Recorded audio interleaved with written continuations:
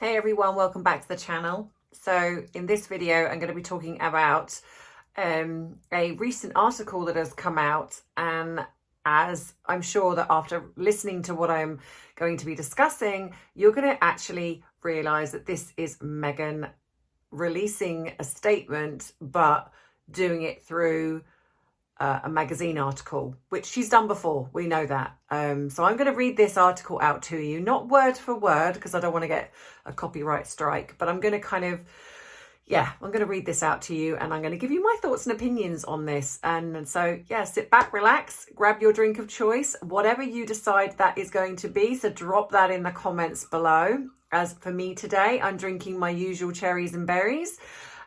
So as always, you might want to add a little something to that drink of choice, because as the flag says behind me, which you cannot see, it is 5 o'clock somewhere. So grab that drink and let's dive right in.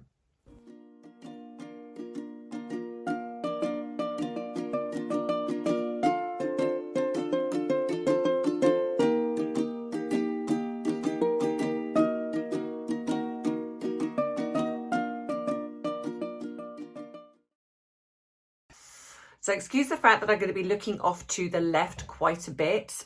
This is down to the fact that I've got the article here, and I'm going to be reading this and then coming back to the camera to give you my thoughts and opinions on certain aspects of this article. So this is written in the Grazia magazine, and it's a UK publication. This is not an American one.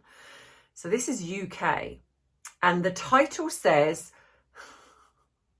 there is a new Meghan Markle smear campaign on the rise. Da, da, da. And this was posted on the 20th of June, 2023. But I haven't seen this until now. So it says the latest bombshell news items about her have all the marks of a targeted hate campaign. So here we have, this is what is going to be happening now, guys. What is going to be happening now is that we are going to see Meghan coming out as a victim, that she is the victim of a media campaign. She's the victim of the royal family picking on her. She is the victim of Hollywood picking on her. Everybody's picking on her. Poor little Meghan. And this is what we're going to be having now. So this is where she's going to separate herself from Harry. And then what I'm telling you we will have at some point, and you will hear it here, she is going to then, when she starts to really separate from him, when even when around the divorce, it is going to be that she tried so hard as a wife to support Harry, but now she's the victim of the privileged white male going after her. And I absolutely believe that she is going to bring race into this. She is going to try and say that it's because she's a woman. And so she's going to home in on, I guess, the people that she thinks are going to kind of align with her. Like, she's going to go for the feminists. She's going to go for the other communities. We already see them jumping on bandwagons, and this is what she's going to do. So in this article, it starts, and it's written by a Georgia Aspinall. No idea who she is. So it says, they say bad things comes in threes, but for Meghan Markle, that feels less of a superstitious happening and more of a targeted attack. Now, I would like to add that even though this is written by this Georgia, I absolutely believe this is Meghan. It's almost like Meghan is writing a statement, but because she feels that she probably can't do that, because she can't come out as herself writing as a victim, she's going to get somebody to do it for her, but as if they're talking about her. But this is Meghan's words. You've only got to read the article to see that this is Meghan's words. So yeah, so say bad things comes in threes, but for Meghan Markle, that feels less of a superstitious happening and more of a targeted attack. This morning, following the news that she and Prince Harry had parted ways with Spotify, it was reported that Meghan's heavily rumoured deal with Dior is not happening. And at the same time, she's being torn apart for apparently faking interviews on her Archetypes podcast. So, of course, what this is that Meghan knows that all these things are coming out about her, and they are factually true. However, she's got to put her victimhood spin on this. So she's now going to come out as in like, why are you picking on me and not Harry? I don't understand. Why me? Well, the simple reason is because when you first started this so-called podcast, this was actually presented as this was going to be you and Harry. Suddenly, Harry is no part of this and it's just you. So this tells us really that it was always orchestrated to be set up. Like, let's advertise it as like Harry's in on it as well because he's a royal. And then suddenly it's like, actually, no, I want to do this by myself. So the Archetypes podcast is about you. The Dior was puff pieces put out by your PR agency in a way to probably try and get Dior to go, oh my gosh, Meghan Markle's interested in being part of Dior. Oh no. Well, okay, let's get her in. But Dior wasn't interested. So, of course, they put out a statement. So, of course, then Meghan then had to put out a statement after Dior put out theirs saying, this was nothing to do with me. So I think this is exactly why. And then the faking the interview, I mean, I'll get into that, but the faking the interview thing, because you actually presented your podcast as you were going to interview people. You didn't interview all of them. You interviewed the high profile celebrities that you thought could open up doors for you so you could use them. And the people that were slightly less than, that couldn't really do anything for you, you got your staff members to interview. So we know. So this is just Meghan trying to rewrite again the narrative that's being said about her. This is like the mean, nasty press, like she used her podcast to air basically grievances about her. She didn't care about the people that she was interviewing. It was all about her. So cue the endless tirade of sensational headlines. Meghan Markle is not signing big money Dior fashion deal despite Spotify acts. One Today reads, why Spotify's big bet on Meghan fell flat. Another states, grifter Meghan may have faked her podcast interview, a third claims. Reading them and the many similar, you'd be forgiven for thinking that Meghan is in the midst of a full-on career meltdown. What career? What career? Meghan hasn't had a career. She's done a few podcasts. She was in Suits. There is no career. The stories about Spotify report rumours that she and Harry were sacked for not producing enough content. The headlines about Dior infer the luxury French fashion house have fobbed Meghan off, much to her dismay. And those faking Archetypes interview claims further perpetuate the fraud narrative birthed by tabloids way back when the smear campaign against her first began. So, of course, we've got to go back to the fact that this is about the tabloids. There's this campaign, this smear campaign against her. No, it's not. I'm not saying that there aren't some odd articles out there that are probably pretty unsavory or not very nice. But this is, again, the fact that she has been found out for things that she's doing, and she doesn't like the fact that it's being put out there in the public domain. This is classic narcissism. That her behavior is being exposed, the truth of who she is gets exposed, and they don't like it, because what that then is, it shows the mask. She's not this humanitarian, all for women, this most amazing person that she wants everyone to believe. This is the truth, that she's a liar, that she's a schemer, that she's a grifter, and she cannot deal with that. So instead of coming out and saying, hang on a minute, this is not true, and she puts her name to something in a sense of like, no, I'm standing this here and I'm saying, actually, this is unacceptable, this is not true. She can't do that because she knows it's true. So what she then does is she creates an article where she's literally spoon feeding them what she wants them to say, and then getting them to put the article out, because then it's like people are like, oh, well, if someone wrote about that, then that must be true. I will give her the fact that she's so manipulative. She's so conniving. So it says here, so allow us to clear a few things up, which is code for allow Meghan to clear a few things up. First, Dior. Contrary to the headlines implying there was some kind of snub, both the Sussexes and Dior have come out to say there was never any truth to the rumours of a sponsorship between them. A source at Dior told The Telegraph that their team were nonplussed at how the story came out, while a spokesperson for Harry and Meghan Markle confirmed that the rumours are simply not true. Well, let's look at that, because what it seemed to be was like when they were going to attend the Met Gala, suddenly, you know, it's like, oh, Harry and Meghan are being considered for the Met Gala. Well, who put that out? Their PR team. And that's exactly what I think this is. They put these pieces out to whoever in the hope that it will garner their attention, and they'll go, oh, so Meghan and Harry are interested in this, or oh, Harry's interested in it, or oh, Meghan's interested in this. Let's get in touch with them. The problem with Meghan is that she thinks that she's a lot more popular than what she actually is. So she thinks that these companies are going to be clambering at the door to sign her up. So then she gets this embarrassment because they kind of go, no.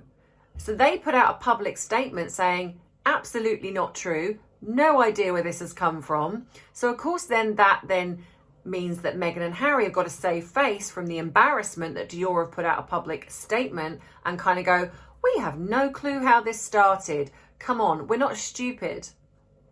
Well, I mean, their fan base are a little bit, but we're not. We know that's exactly what their PR team is designed to do. It's to put out all of these things, like I say, with the Met Gala. Like the latest one, Harry and Meghan are being nominated for a Netflix Emmy Award. Rolls around, nothing, nada. Not even a nomination. Nothing.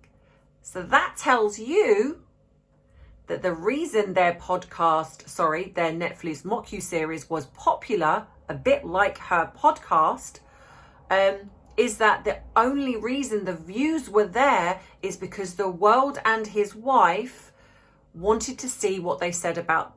They weren't fans. These were people that, like journalists, like people, YouTubers, anyone wanted to see what they were saying so they could then pick it apart and expose their lies or ridicule it or whatever it is that they wanted to do. This wasn't because they were popular.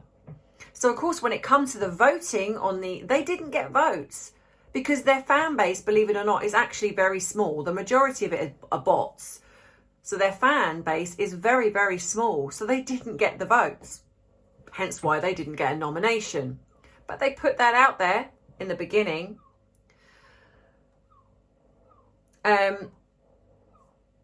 Sorry, I lost myself for a second.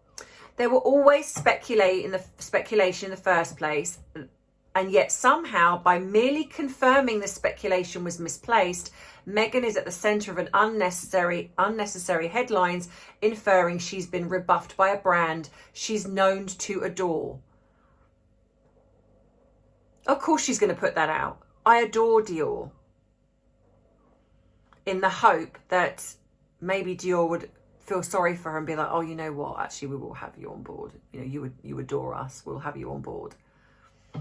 And the fact that there was pictures, I think, around this time, there was pictures of her coming out looking very sad, very crestfallen, but she was wearing the identical clothes practically. That the new face of Dior that was a young girl, and I'll put that up here. She's wearing the identical clothes. Honestly, she's so calculated, this woman. Then we have Next Archetypes, the award-winning podcast that once unseated Joe Rogan's Spotify's consistently most listened to podcast top spot. So we got to get that in. So it knocked him off the top spot. Yeah, it did. If you're going to believe what the numbers were saying. But the difference being, again, is that everyone listened to it because they wanted to see what she said about the royal family. Because if she was that amazing, why is it when they put their name to anything, it goes nowhere? They have no bankability, no selling power. For example, when they put their name to something, I can't remember what it was, but they did something after the mocu-series went out. They did a little thing where they spoke about something about women in power or something like that, and they put their name to it. It didn't even reach the top 10 of Netflix.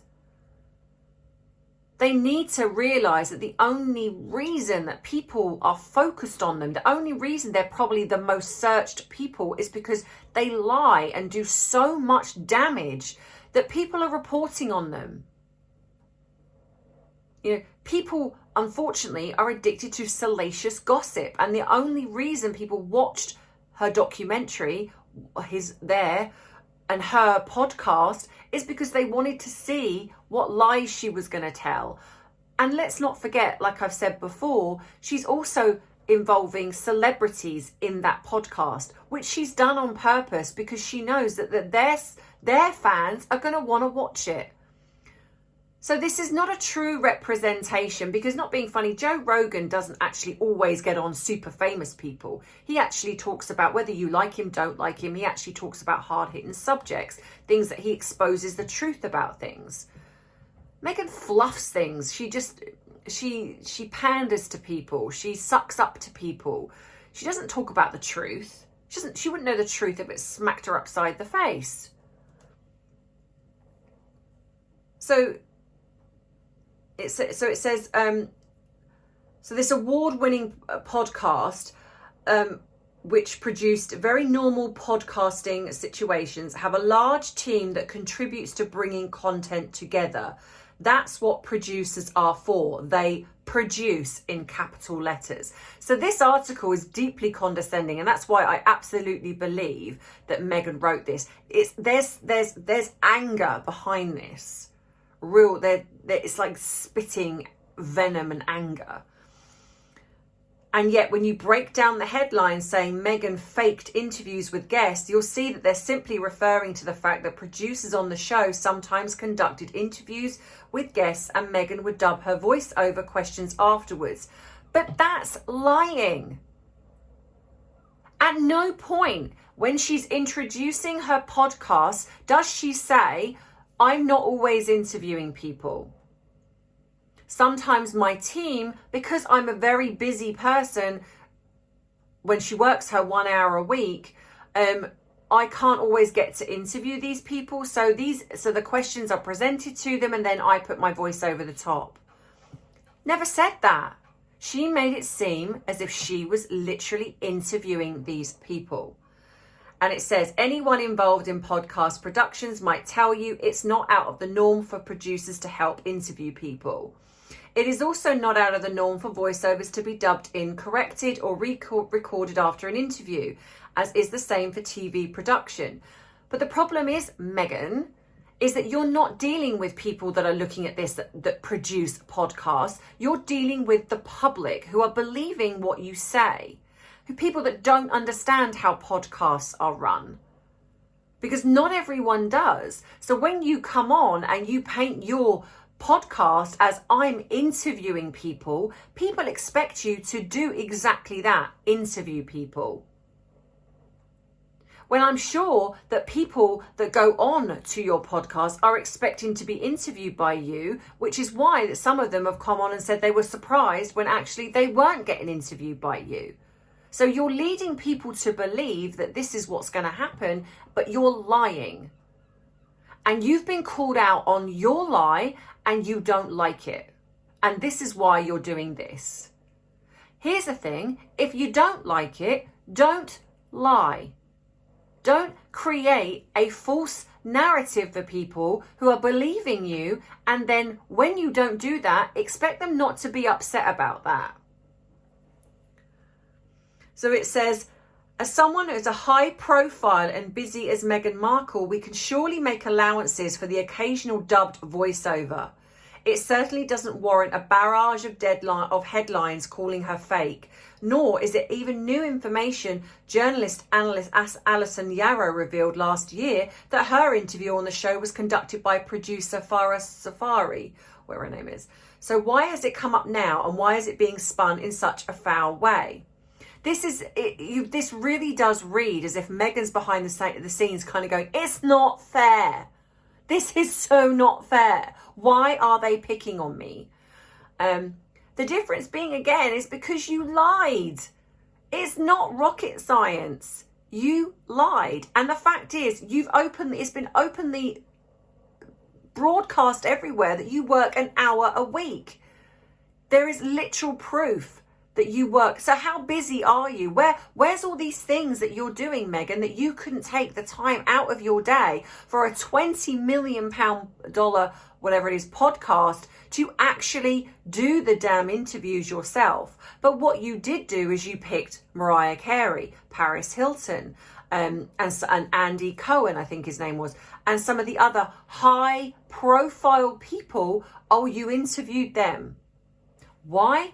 Because probably with Andy Cohen, you were hoping that he would get you onto something to do with his series, because that's why you had a dig at him for not getting you involved in them. Is it made in Chelsea or whatever it was? Chelsea Housewives or something or other. But yet, because of that, you had another dig at him that when you promoted this so-called podcast interview, you did a little spiel in the beginning, almost attacking his what he does, but you never mentioned that when you actually interviewed the guy, which is pretty shady. You interviewed Mariah Carey, who is very up there and very well known. Paris Hilton, who is also very, very well connected and well known. You were using these people to hopefully open doors with connections. And the fact that you think that we're stupid enough to think that you were just, oh, do you know what, I'm just loving interviewing these people and it's like they're friends of mine. No, you're using them. It's not rocket science. We can see it. And that's why you didn't interview the other ones, because they couldn't get you anything. You couldn't use them for anything. So they were just the little people. They were the ones that I'm just going to chuck you on because it makes it look good, but I don't need you for anything. I can't use you for anything. You can't step up. I can't step up that ladder with you. So we're going to go with these ones. So then you have finally the Spotify deal. This is certainly more complex. No, it's not. You didn't complete what you were signed up to do. You got fired. While initially releasing a joint statement that the Sussexes and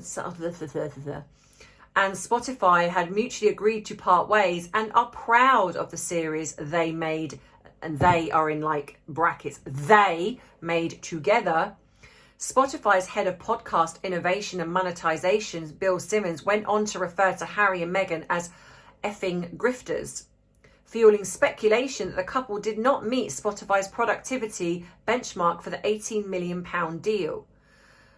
Simmons pointed to Harry in particular, saying on his podcast, the Bill Simmons podcast, I have got to get drunk one night and tell the story of the Zoom I had with Harry to try and help him with a podcast idea. It's one of my best stories.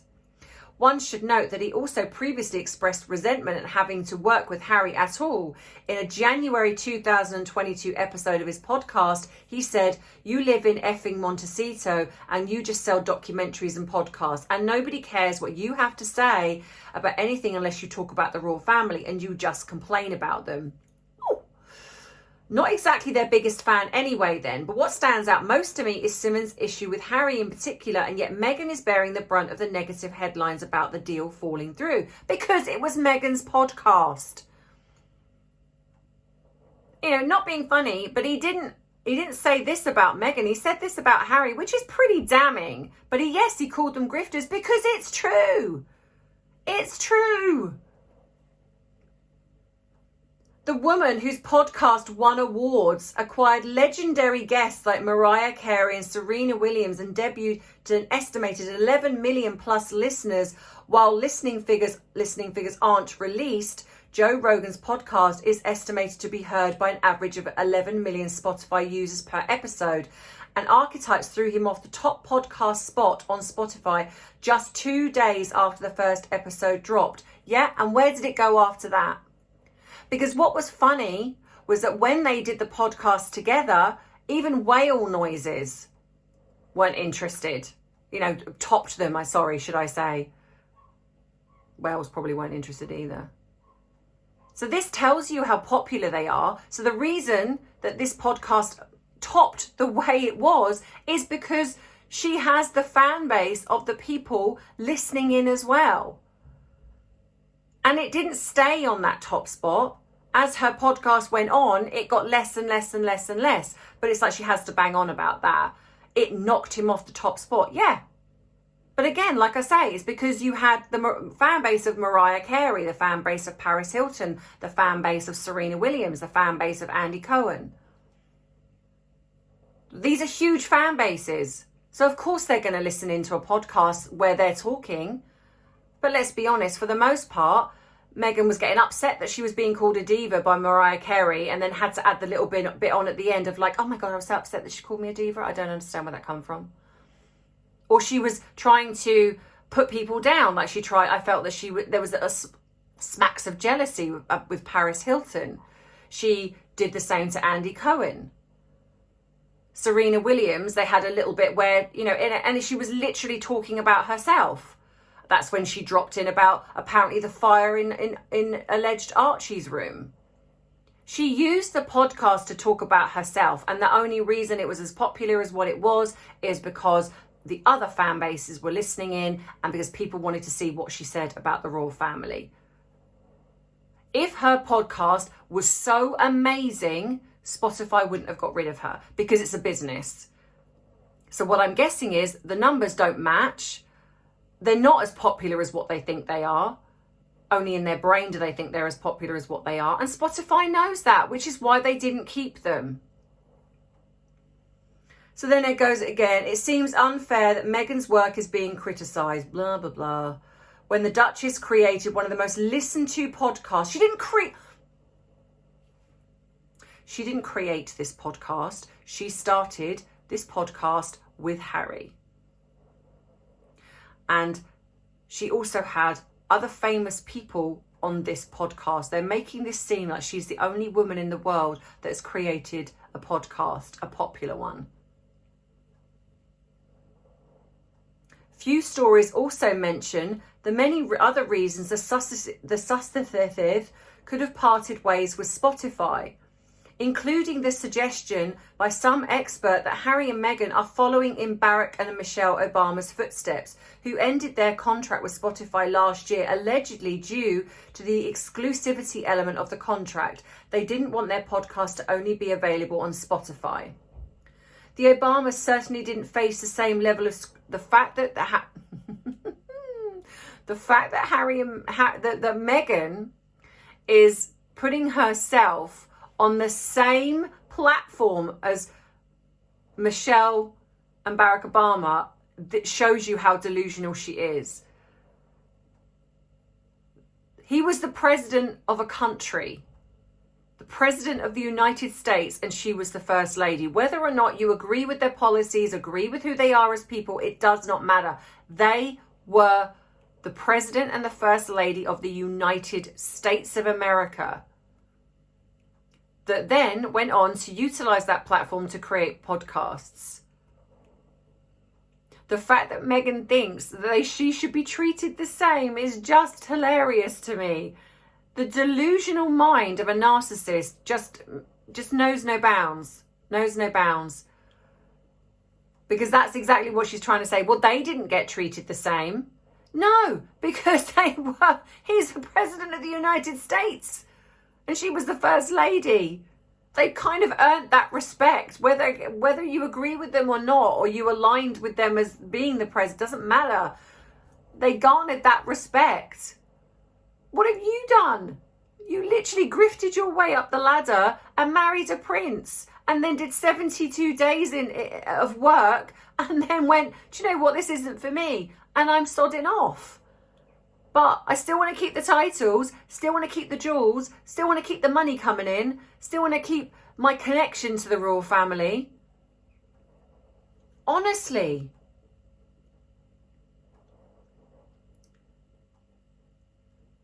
Why is it then that whenever they make a business move or announce new work, the headlines are always skewed in such a negative light? And more importantly, why is it always implied that Meghan is somehow to blame or the one who has been snubbed? The most recent batch of 3 stories have all the marks of yet another smear campaign towards the mother of 2. Oh, we've got to bring in that she's a mother. We've got to bring that in. From court cases with tabloids to Netflix documentaries about their decision to step back as senior royals and flee Britain, It is worth noting that the couple have gone to great lengths to demonstrate the emotional impact of this kind of relentless negativity and the endless attempts to make Meghan seem manipulative or fraudulent, because she is. That's the thing. She is. And people see it, and she hates it. She hates it. We know it fuels abuse towards the couple. We know it makes Harry fearful for his family. Oh, back to that again. Fearful for his family. But yet, so fearful that apparently he can turn up to some random July the 4th parade with apparently his 2 children and wife in tow and just stand there with no security, no cares and worries in the world. Absolutely fine. He can turn up for a court case in the UK that he didn't need to be at. But he can turn up for that. That's absolutely fine. And we know it has had a near deadly impact on Meghan's mental health. How can one contribute to such discourse with their conscience intact at this point? Because we don't believe you. That's why. I have all the sympathy in the world for somebody who is genuinely suffering. And I'm sure this isn't nice for her, but you reap what you sow. When you put yourself out there and you show the world that you are a conniving, manipulative, narcissistic person, this is the result of that. And the reason Harry hasn't got as much attention around these things is because you are front and center. You take the onus away from Harry. Harry is a true prince. He was born into a royal family. You were not. You weren't anybody. You did a stint in Suits, which was moderately okay. You were an extra in other things. You were a deal or no deal girl, and you happened to marry into one of the most affluent families in the world, and you married an eligible bachelor who was the prince of a country. And then you used that to get you, your Oprah interview, your Netflix deal, your Spotify deal, and every other deal that you've made since then. Because if you were so popular, you would have got it before that. You would have had Oprah clambering at your door, Ellen clambering at your door, Spotify, Netflix, Hollywood, you name it. They would have been clambering at your door to sign you up, but they weren't. And you knew that. That's why you decided to come over to the UK, and that is why you wanted to marry a British rich man who you found and then you used. Now, I'm not saying that Harry is completely innocent in this. He's not. He's got his own crosses to bear where this is concerned, and the things that he said and done about his family is appalling. That someone would publicly tarnish their family the way he has. Because a lot of us have families that we don't always align with or get on with and we fall out with, but we don't do it the way he's done it. Like I said, this is the equivalent of one of us having family that goes on Facebook, Instagram, TikTok, YouTube, and does endless videos talking trash about our family. If you do something like that, that's disgusting. It should have been kept private. And then not only that, Harry then did allow his wife to do the same type of thing. When you go on Oprah and you lie and you call a family racist for 2 years whilst Harry's grandmother was really poorly, while she was dealing with the grief of losing her love, the love of her life. And then after she passes, to then go on TV in an interview and go, we never said that. You allowed your grandmother to think this. I've heard rumours of the fact that she saw some of the interview and she cried. You heartless, heartless people. And that is why you deserve all of the negative press. You deserve the way that people are coming out and now showing the truth of who you are as people. It's disgusting what you've done. And anyone with a heart would not have done what you've done, even if they didn't like what their family was doing. So the fact that you're coming out in these articles and crying and basically saying how unfair it is, this is called consequences. This is what happens when you get exposed for the narcissistic, vile person that you are, and you deserve everything that happens to you to a degree. And I don't mean that in a like, I don't agree with violence or anything like that, but this type of thing where you're getting the backlash now, and you're getting people shutting the doors in your face and saying, we don't want you, we don't trust you. That's what happens when you behave this way. So this article, I mean, is, like I say, in my opinion, it's written by Meghan. Like pretty much most articles that have come out about her, they're written by her in a sense, but signed by somebody else's name, because for some reason she thinks that if somebody else writes it, it's gonna get more attention, I guess. It's almost like, oh, someone else is writing this poor me story about Meghan, so it must be true. Some of the things that the way that this person is commenting here can only have come from Meghan. Otherwise, this is just one person's opinion that is skewed.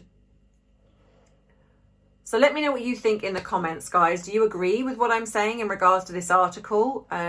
You can go and read it yourself. It's called Grazia.co.uk,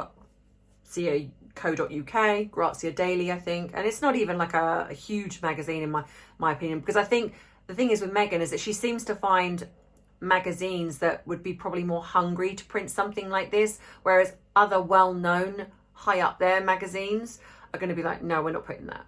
We're not putting that out there. We're not taking that risk. So yeah, if you like this video, don't forget to give it a thumbs up. If you haven't subscribed to my channel, please think about doing so, and don't forget to click the all on the notification bell, because that way then you do not miss future uploads when I put videos out, because I know some of you still say that you don't get the notification. So go in, check that, because sometimes YouTube for some reason does play and it unsubscribes people, and it changes the notifications on the bell. If you want to support me, you can by simply liking this video, watching my other videos. You can go across and support my other channel, which is my TandT channel now. And I'm almost at 2,000 subscribers for my very new channel. So it'd be great if I could get myself to 2,000 subscribers. So please go across and support that. You can buy me a CUPPA. The link is in the description box below, or the little icon is above the subscribe button on the channel. You can become a member at Patreon. You can buy my bubble merchandise. You can send me something. If people want to write to me, you can. The PO box is in the description box below. You can please go across and support my son's channel. So there's various ways and means to support what I'm trying to do here. So please go and do that. I also want to add a little something on the end here, that if you are on other media platforms and you are hearing things, just know that firstly, I will never contact you privately and ask for money, ever. So if someone is doing that, pretending to be me, please ignore it. Please do not give any money, because that is not something that I would ever, ever, ever do. If someone is pretending to be me and talking badly, I will never contact anyone to do that in regards to my therapy work. I will never contact somebody and say, I can give you therapy if you pay me this.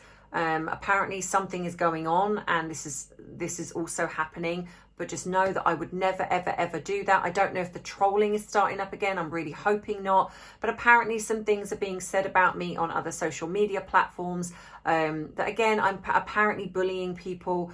This is not true. I do not bully anyone. I don't, ever. So regardless what you're hearing, so just know, in, keeping this brief, that I would never, ever contact you first. I never contact anyone for therapy. I never contact anyone to work with them. I never contact anyone to ask for money. And if someone is out there pretending to be my account, just know also that I always, if I sign you up to if I'm going to work with you, there is always a contract. So if the person that you're talking to is not going to do a contract, or if you're not sure, then please contact me through my email and I will speak to you about this, because I am seeing some things going around, but I have been messaged also the fact that I am bullying people. I'm not on Twitter at all. So if there is an account that's pretending to be me on Twitter, it is not me. It is not me, 100%. If you're seeing any of this on any of the media platforms you're on, please get in touch with me and let me know so I can hopefully do something about it. Please, please do not give your hard-earned money to anybody unless it is something that you're really choosing to do. But certainly if it's not from someone, again, pertaining to be me, asking you to help donate to a charity or anything, I will never do that, never. So hopefully, that being said, that clears that up. So in the meantime, have a wonderful weekend, whatever it is that you are doing, and I will see you next week in a new video. So take care as always, and I love you, I appreciate you, but most of all, I respect you. Mwah. Bye.